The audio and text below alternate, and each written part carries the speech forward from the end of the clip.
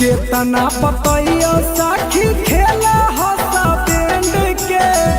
उल्टा पुल्टा काम करे लगे हाफा माइंड के हे गे केतना बतैया साखी खेला हंसा बैंड के उल्टा पुल्टा काम करे लगे हाफा माइंड के तो सेज पर युड़ा दे नहीं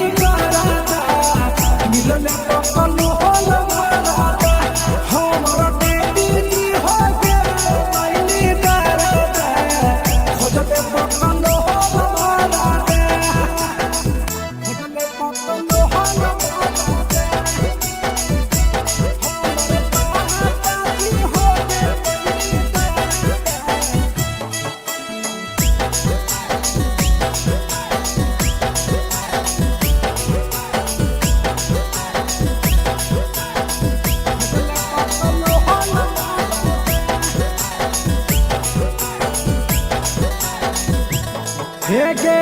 ऐसन मरद पर कैसे जैते दिन गे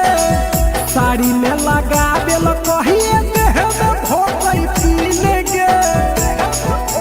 हेगे सखी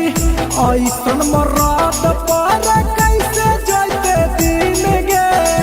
साड़ी में लगावे कहिए देह में भोकई पीन गे हेगे पीर सदी पक्का नहीं सवाधा मिलने पकल हल मारादा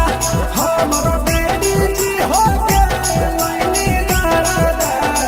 खुद में पकल हल